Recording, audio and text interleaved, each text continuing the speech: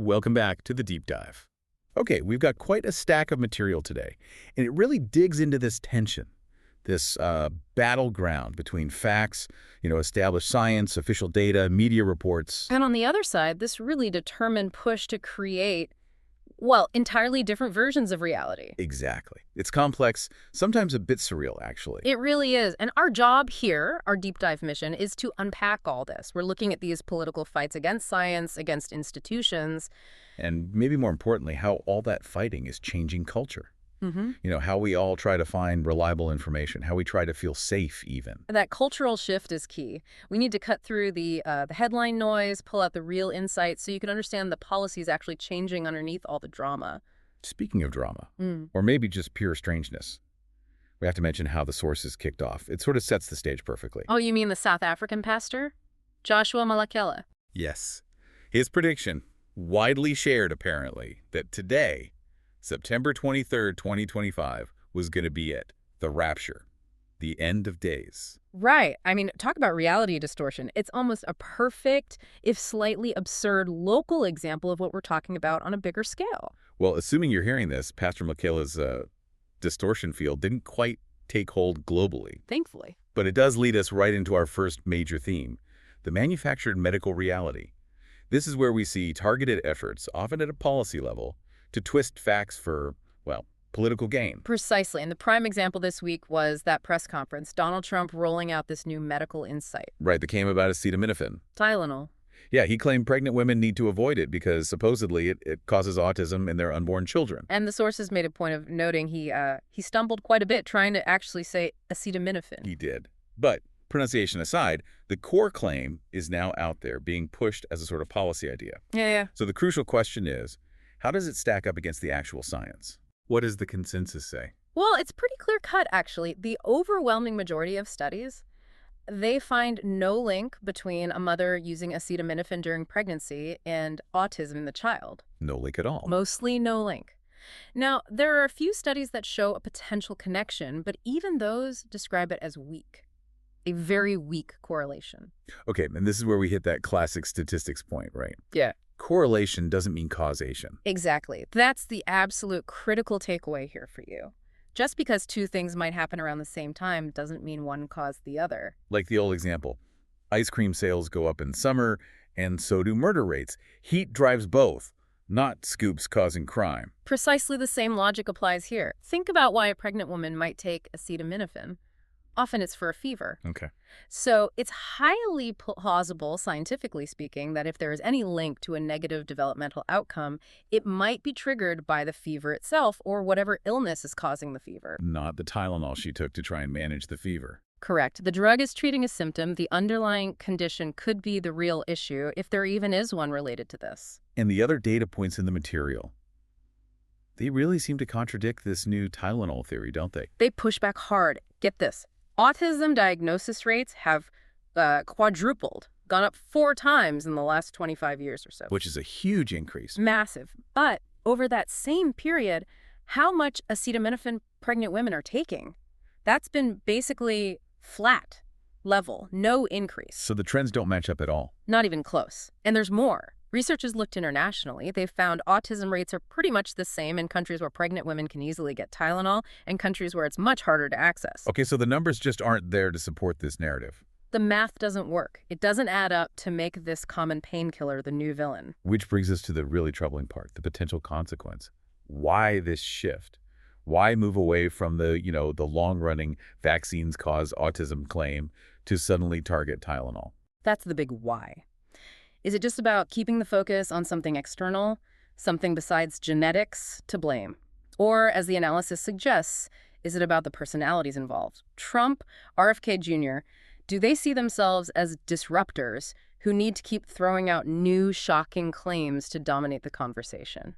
Keeping the spotlight, maybe? It could be. It certainly speaks to this perceived political need to keep manufacturing reality, keep generating these narratives. And that leads us perfectly into the next tactic discussed in the material, controlling the information pipeline itself. Exactly. It's not just inventing new claims. It's about stopping the official existing data from getting out. So how does that shift happen?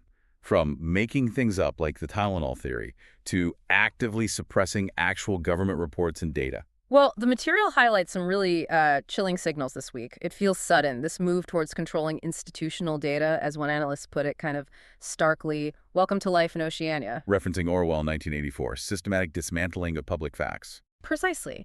And we saw concrete examples. The Department of Justice, the DOJ, is legally required to submit an annual report on sex trafficking by June 30th. Okay. It hasn't been submitted, just missing. And it wasn't just that one report, right? There was economic data, too. Yes, the Bureau of Labor Statistics, the BLS, Right. they put out annual consumer expenditures data. It's really important for economists trying to figure out inflation trends. Yeah. Delayed, just postponed, with zero explanation offered. No reason given. None. And Yeah. maybe the most blatant example, the annual report on hunger in America, What happened to that one? canceled. Just canceled entirely. The official justification, the data had become too politicized. Wow. So if the facts are inconvenient, you just stop publishing them. That seems to be the strategy emerging. Ignore it, delay it, cancel it. It's a clear power move towards controlling the whole institutional narrative. And that same ambition, controlling the narrative, seems really visible in what's happening with the TikTok deal, based on the details emerging. Oh, absolutely. The sources detail how the whole divestment process, which was supposed to follow certain legal steps, was kind of subverted. Yeah. Well, Trump apparently extended the negotiation window several times. The analysis questions whether he even had the legal authority to do that. And the result? Who owns it now? The outcome is that 80% of the U.S. operations are now owned by a consortium of, well, the material calls them ultra-maggy techie friends. Specifically naming names. Oh, yeah. Larry and David Ellison, Mark Andreessen, and also Rupert and Lachlan Murdoch are involved. Quite the group. And didn't Trump also manage to get some kind of fee out of it for the government? He did. A multi-billion-dollar fee, apparently. The analysis rather dryly noted it might end up paying for a gold-plated elevator shaft somewhere. Huh. Okay, so beyond the ownership, what's the goal here? Why this particular group? Why TikTok? The sources are very explicit about this. The goal is to control the algorithm, the thing that decides what videos the 170 million U.S. users see. Especially younger users, right? Yeah. That's a huge audience. Huge. And the plan is to use that algorithm to push specific political viewpoints, to propagandize, essentially. And is there evidence this kind of thing even works? Can you really sway people that way? Well, we don't have to guess. The material connects this to a precedent, the Israel-Hamas conflict.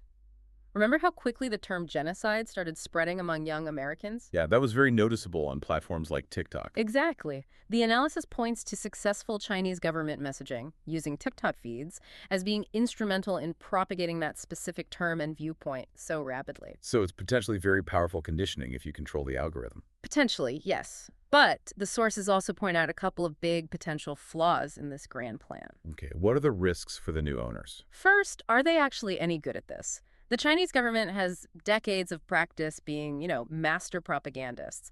It's not clear if the Ellisons or the Murdochs have that same level of skill or subtlety in political messaging. They might be kind of clumsy about it. Could be.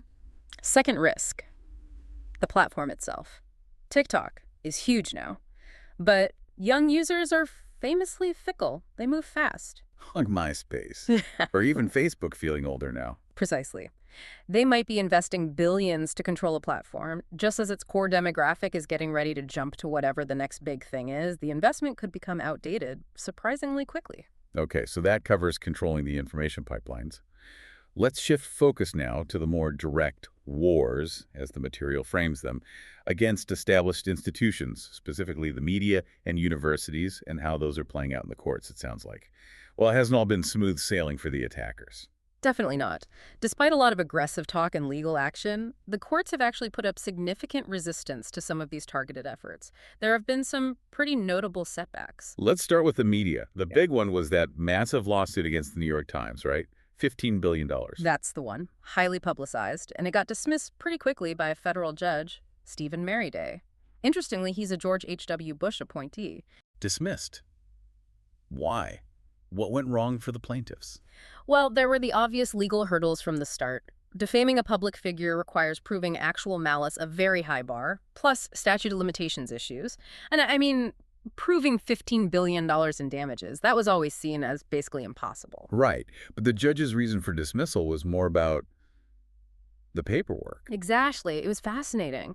The dismissal wasn't just on the merits, but because the legal filing itself was, frankly, a mess.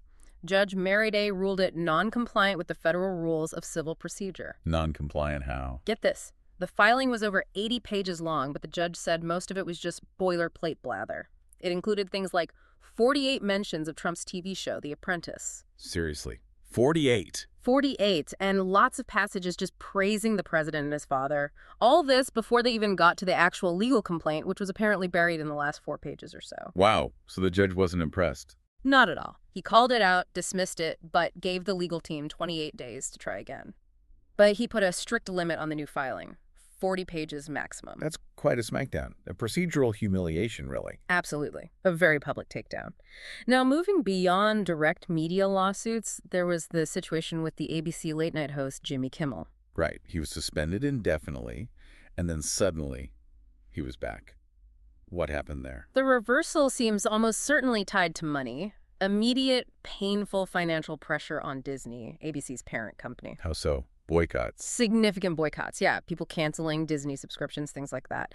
But maybe even more crucially, this open letter signed by about 400 major Hollywood figures. Who was on it? Big names. Tom Hanks, Meryl Streep, Robert De Niro. Basically Hollywood royalty. And they threatened to refuse to work on any future Disney projects if Kimmel wasn't reinstated. Oof.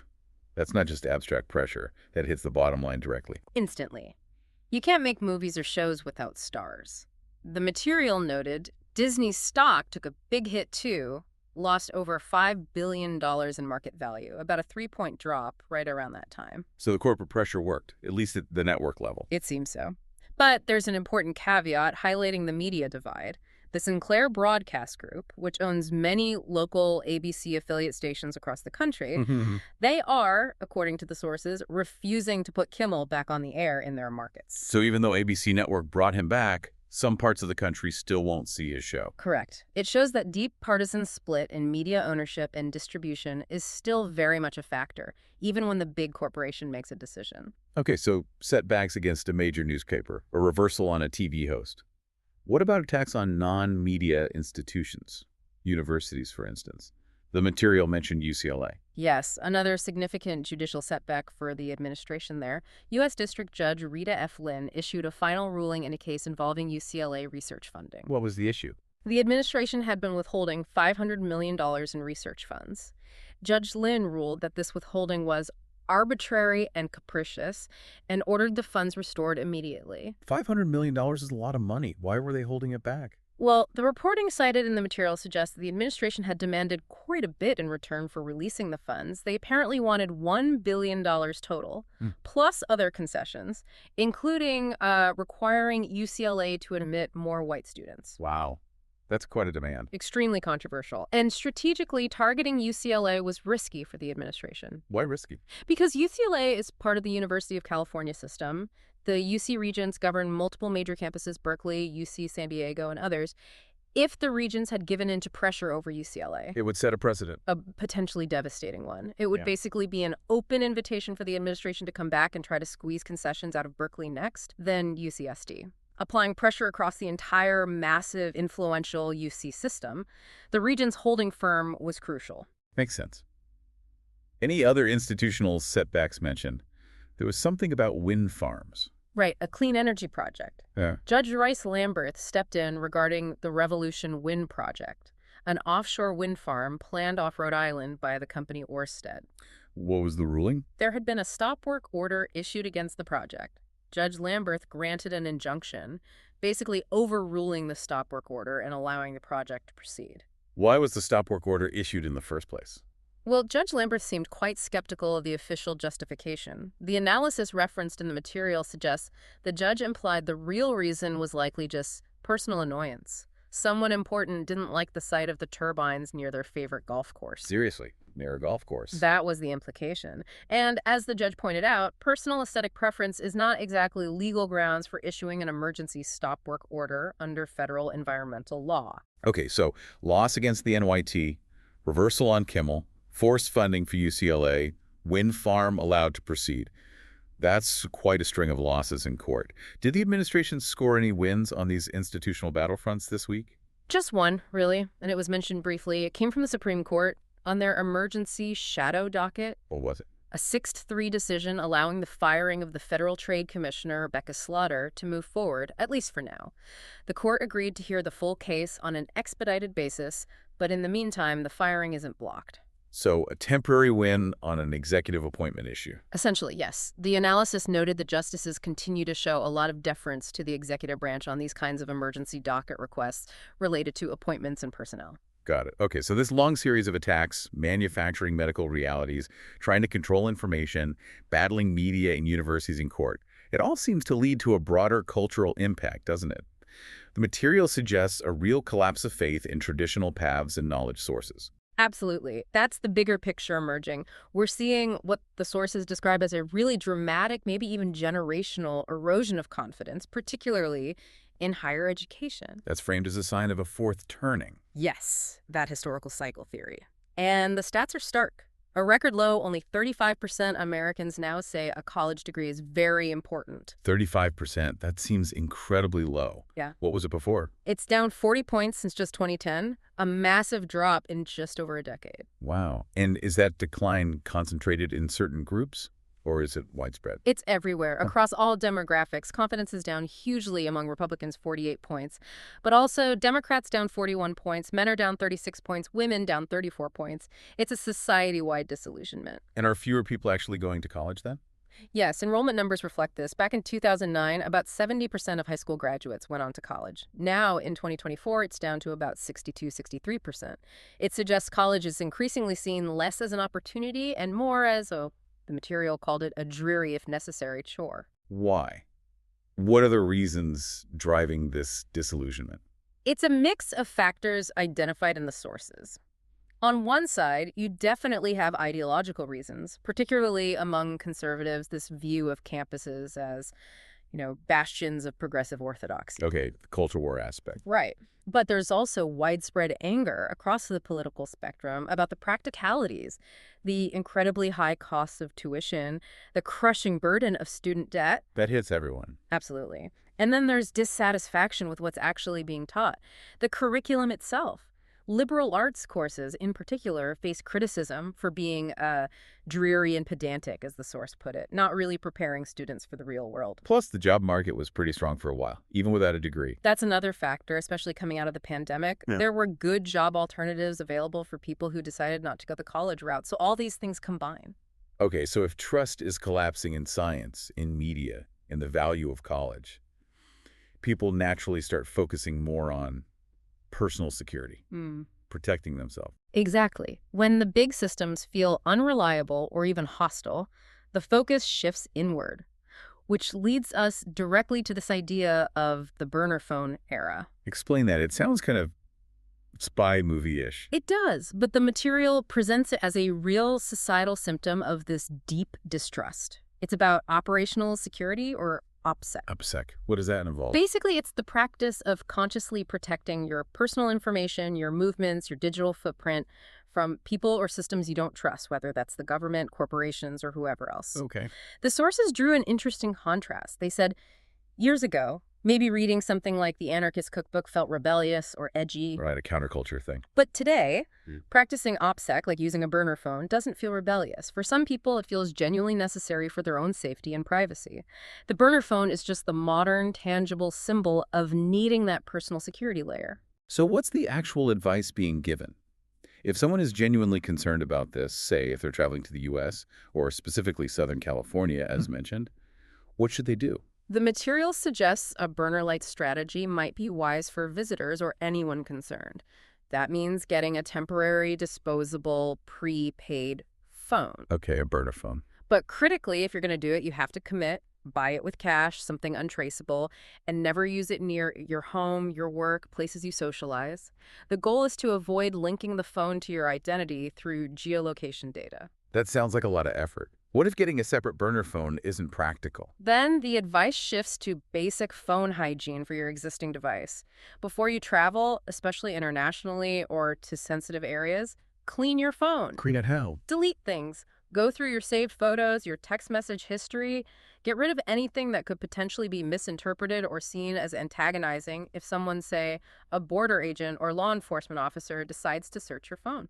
It feels pretty extreme to have to preemptively delete personal texts and photos. It does feel extreme, surreal even. But the fact that this advice is being shared reflects the level of anxiety and the perceived need for personal operational security in the current climate. Okay, let's try to pull all these threads together then. We've covered a lot of ground, from specific manufactured medical claims about Tylenol To the deliberate suppression or delay of official government data. through the legal battles against major media outlets and universities. And landing on this broader cultural shift, the fading trust in college and the rise of personal OPSEC, symbolized by the burner phone. It really feels like the central theme connecting all this material is this intense conflict between officially sanctioned versions of reality science, data, institutional knowledge, and these powerful efforts to push alternative narratives. I think that's right. And the consequence, the common thread running through everything, is this profound collapse of confidence. People are losing faith in science they don't understand, in media they suspect is biased, in government institutions they see as a politicized, even in pathways like higher education that used to promise success. That vacuum of trust is really palpable, and it forces people towards, well, towards self-reliance in ways that feel pretty isolating, like needing OPSEC. Which leads us to the final thought, the question maybe for you to really chew on after this deep dive. Okay. If this erosion continues, if trust in verifiable facts in traditional institutions keeps crumbling, and if people increasingly feel they need burner phones and OPSEC just to navigate daily life, what comes next? What fills that void? Exactly. What new systems, maybe unofficial, potentially even dangerous ones, will individuals start turning to try and figure out what's true and to keep themselves safe? That's a heavy question to end on. A lot to think about there. Indeed. Until the next deep dive, stay informed and stay critical.